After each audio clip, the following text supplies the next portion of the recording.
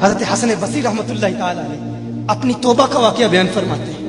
وہ فرماتے ہیں کہ میں امیر کبیر شخص تھا، بہت امیر تھا اور بصرہ کی گلیوں میں غریبوں کی خدمت کیا کرتا تھا۔ اچانک میں نے ایک حسین عورت کو دیکھ لیا اور میں اسے دیکھتا ہی رہ گیا۔ اس عورت نے مجھے کہا اما تشتہی، تجھے شرم نہیں آتی؟ میں نے کہا ممن، کس سے شرماؤں؟ اس نے کہا وہ جو آنکھوں کی خیانت کو دیکھتا ہے اور دلوں کے پوشیدہ رازوں کو جانتا ہے، تجھے شرم نہیں آتی؟ تجھے حیا نہیں آتی؟ کہا اس کا جملہ تو بہت بڑا تھا۔ حسن بصری اپنی توبہ کا واقعہ بیان فرما رہے ہیں۔ فرمایا اس کا جملہ تو بہت بڑا تھا لیکن وہ اتنی حسین تھی، ایسی خوبصورت تھی، میں پھر بھی مسلسل اسے دیکھتا رہا اور دیکھتا ہی رہ گیا۔ اور پھر آخر اس نے کہا کیوں بار بار مجھے دیکھتا ہے؟ میں نے اس عورت کو کہا کہ تیری آنکھیں اتنی خوبصورت ہیں کہ تیری جھیل جیسی آنکھوں میں ڈوبنے کا جی چاہتا ہے۔ اس عورت نے کہا اچھا تو ایسی بات کرتا ہے، تو یہاں انتظار کر۔ وہ عورت اپنے گھر میں چلی جاتی ہے۔ تھوڑی دیر کے بعد کہا میں انتظار کر رہا تھا۔ تھوڑی دیر کے بعد اس کی خادمہ آتی ہے، اس کے ہاتھ میں ایک تشت ہے اور اس تشت کے اندر اس پر ایک کپڑا ہے۔ کہا میں نے کپڑا اٹھایا تو اس میں اس کی 2 آنکھیں تھیں۔ اس نے اپنی 2 آنکھیں نکال کے اپنی خادمہ کو دے دی کہ اس کی وجہ سے اس کا دل دین سے دور ہوا ہے، مجھے یہ آنکھیں نہیں چاہیے۔ کہا اس پر ایک کاغذ تھا، کاغذ پر لکھا ہوا تھا مجھے ایسی آنکھوں کی ضرورت ہی نہیں جس سے ایک مرد فتنے میں مبتلا ہو جائے۔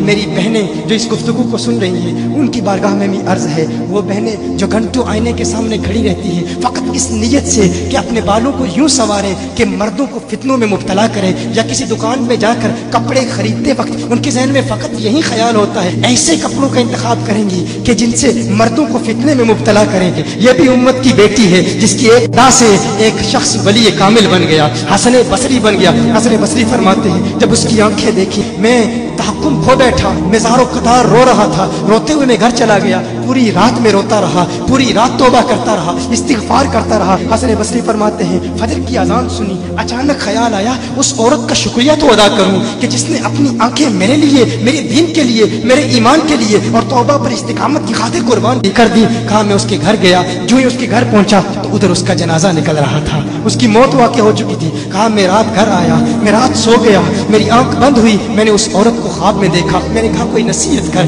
اس عورت نے کہا کہ جب تنہائی میں ہو اللہ کا ذکر کرتے رہو، اور جب صبح کرو تو استغفار کرو، شام کے وقت استغفار پڑھو۔ کہا میں نے اس وقت توبہ کر لی، ایک عورت میری توبہ کا سبب بنی، ایک عورت کی وجہ سے مجھے توبہ پر استقامت ملی۔ یہی حسن بصری پھر وہ واقعہ بھی آتا ہے، وہ دور بھی آتا ہے، ان کا ڈر کتنا ہے، ان کا تقوی کتنا ہے، پرہیزگاری کتنی ہے۔ یہی حسن بصری ایک دن ایک شخص نے حسن بصری رضی اللہ تعالی عنہ سے کہا ہے حسن بصری کیا آپ جانتے ہیں کہ جہنم سے جو شخص سب سے آخر میں جہنم سے نکالا جائے گا اور پھر یا حنانو یا منانو پڑھتا ہوا جہنم سے باہر نکلے گا؟ حسن بصری فرماتے ہیں کاش میں وہ شخص ہوتا، کاش میں وہ شخص ہوتا۔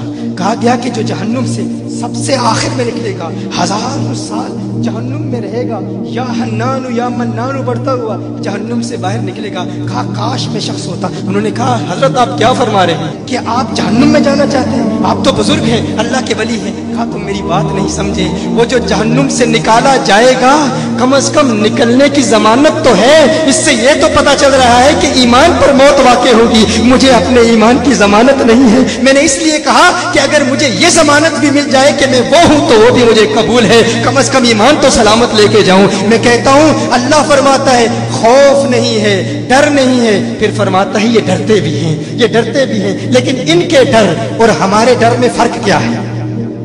ان کے ڈر اور ہمارے ڈر میں فرق کیا ہے؟ وہ ایک سے ڈرتے ہیں، کسی دوسرے سے نہیں ڈرتے۔ فرق کیا ہے؟ وہ ایک سے ڈرتے ہیں، ایک سے ڈرتے ہیں، کسی دوسرے سے نہیں ڈرتے۔ ہم اس ایک سے نہیں ڈرتے، اسی لیے ہر ایک سے ڈرتے ہیں۔ یہ فرق ہے، ہم اس ایک سے نہیں ڈرتے، اسی لیے ہر ایک سے ڈرتے ہیں۔